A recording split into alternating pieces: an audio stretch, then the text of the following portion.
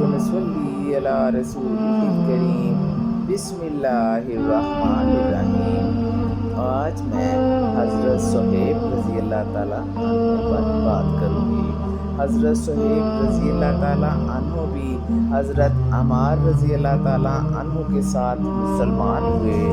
نبی اکرم صلی اللہ علیہ وآلہ وسلم حضرت ارقم صحابی رضی اللہ تعالیٰ عنہ کے مکان پر تشریف فرما تھے کہ یہ دونوں حضرات علیحدہ علیحدہ حاضر خدمت ہوئے اور مکان کے دروازے پر دونوں اتفاقیہ اکٹھے ہو گئے۔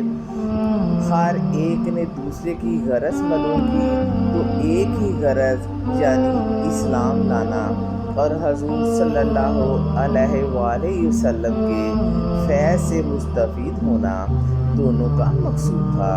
اسلام لائے اور اسلام لانے کے بعد جو اس زمانے میں اس قلیل اور کمزور جماعت کو پیش آتا تھا وہ پیش آیا اور ہر طرح ستائے گئے، تکلیفیں پہنچائی گئیں۔ آخر تنگ آ کر ہجرت کا ارادہ فرمایا تو کافروں کو یہ چیز بھی گوارا نہ تھی کہ یہ لوگ کسی دوسری جگہ پر ہی آرام سے زندگی بسر کر لیں، اس لیے جس کسی کی ہجرت کا حال معلوم ہوتا تھا اس کو پکڑنے کی کوشش کرتے تھے کہ تکالیف سے نجات نہ پا سکے۔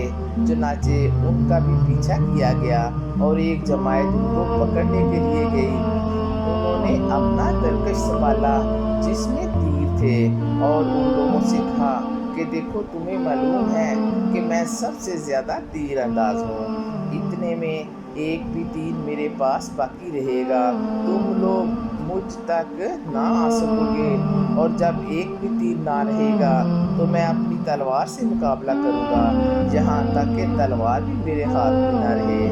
اس کے بعد جو تم سے ہو سکے کرنا ہے، اس لیے اگر تم چاہو تو اپنی جان کے بدلے میں اپنے مال کا پتہ بتلا سکتا ہوں جو مکہ میں ہے، اور 2 باندیاں بھی ہیں، وہ سب تم لے لو۔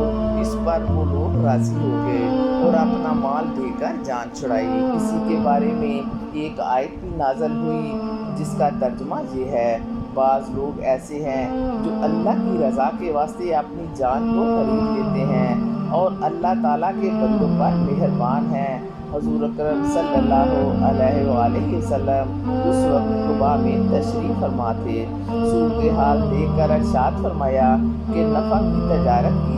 صہیب رضی اللہ تعالیٰ عنہ کہتے ہیں کہ حضور صلی اللہ علیہ وآلہ وسلم اس وقت کھجور نوش فرما رہے تھے اور میری آنکھ دکھ رہی تھی، میں بھی ساتھ کھانے لگا۔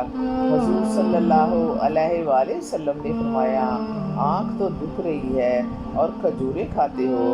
میں نے عرض کیا کہ حضور اس آنکھ کی طرف سے کھاتا ہوں جو تندرست ہے۔ حضور اکرم صلی اللہ علیہ وآلہ وسلم یہ جواب سن کر ہنس پڑے، اور حضرت صہیب رضی اللہ تعالیٰ عنہ بڑے ہی خرچ کرنے والے تھے، حتیٰ کہ حضرت عمر رضی اللہ تعالیٰ عنہ نے ان سے فرمایا کہ تم فضول خرچی کرتے ہو۔ انہوں نے عرض کیا کہ حق کہیں خرچ نہیں کرتا۔